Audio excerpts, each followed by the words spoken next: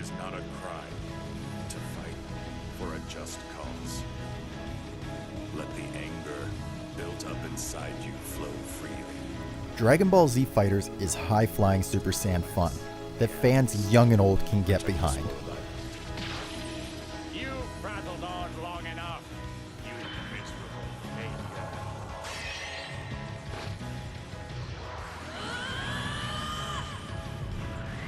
This changing. The true dream of my childhood? Not being able to drive a car or own a house or become rich, but to become a Super Saiyan and kick everyone's ass. Ever since Goku became the blonde-haired warrior we all know and love while fighting Frieza, we have looked at Dragon Ball Z for inspiration to never give up. Plus, you are 100% lying if you say you are not a Dragon Ball Z fan and never tried to muster up enough power to get off a Kamehameha. I don't care who you are, we all did it as kids. But since inevitably reality has set in, all we had were the games to fuel our desire. Dragon Ball Z has pushed out Dragon Ball game after Dragon Ball game, from the 1990s and so on, developed through the years expanding from 2D to 3D to open worlds and RPGs. It has touched a number of different genres. Dragon Ball Z Fighters takes us way back to the side-scrolling Mortal Kombat Street Fighter games of old, with its 2.5 fighting style, fast-paced mechanics, and epic finishers. Dragon Ball Z Fighters presents a new story, facing the all-new android number 21, a mix between Majin Buu, Cell, and probably all the other villains of the series, frankly. Well, ignore the fact that this is basically a sloppy, quicker version of the Buu saga for now, because I want to mention some other things first. Playing through the story, you are put on a board that you move around and pick which enemies you want to fight to level up your characters, before making your way to the boss. The fighting starts off tediously easy, where you can just use ki blasts left and right without even moving to win. By the end, there were certainly some epic fights going on though. Fighting the clones did get a bit boring at times, but I guess there's not really enough characters in the game to make everything a new fight, so oh well, I'll live with it.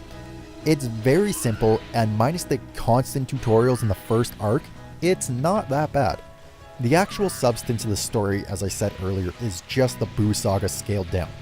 21 wants to turn people into candy, there's a good side of her and a bad side, and Goku has to beat her. Throw in a few things about linking and power suppression, which you can figure out if you choose to actually play this game, and you basically have your story summed up. It is broken into 3 different arcs, but none of them relate to each other. It's sort of a rehash of the same story, but different protagonists and a slightly different outcome.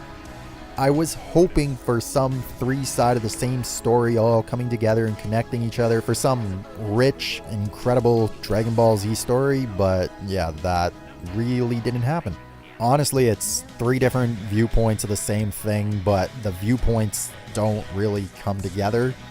It's kind of weird to explain. And frankly, it's just kind of boring. Especially with the creation of Dragon Ball Super, I was kind of expecting more. I do like some of the roasting that characters get in battle-specific cutscenes. They were actually what fans of the series were thinking most of the time, and honestly, felt more like Dragon Ball Z Abridged than the actual series. Without cold, you're actually in pretty good shape. Imagine that. But the main story, as I said, just not really anything special. Clones can't beat the real deal. Go organic! The focus was clearly on making a fighting game that would make people feel like gods, and they succeeded. Fighters actually scales back in a lot of areas, but not in a negative way. Less characters, less special moves, less customization. It certainly feels much more like the SNES Street Fighter than it does some of the newer games like Xenoverse, and the other games, Budokai and Tai. I don't know, and I'm not even trying how to pronounce it. Let's start with some modes. You obviously have your story mode along with your practice mode, local battles, and arcade mode. The biggest component of Fighters is the online matchmaking. This game was clearly promoted to be one of the top online fighting games in the coming future, and for the most part, it lives up to that. When you can get into the fight, that is. I don't know if it was just my backwoods internet that wouldn't let me connect most days, or if the servers were just bad, but it felt like it could take up to 5 to 10 minutes at times to get into a battle. When it's working, You connect quickly and really you don't have any drops, any lags, anything. I actually really enjoyed it when it was working. I just couldn't either connect or find a suitable partner, I guess. I don't know. The lobbies in the opening certainly indicate that there are a ton of players to fight, so maybe it was just me. I don't know. Comment something. Tell me. It certainly looks like people have been able to get online based on the leaderboards, I'll admit that. But regardless, with or without solid internet, the game still plays fantastic.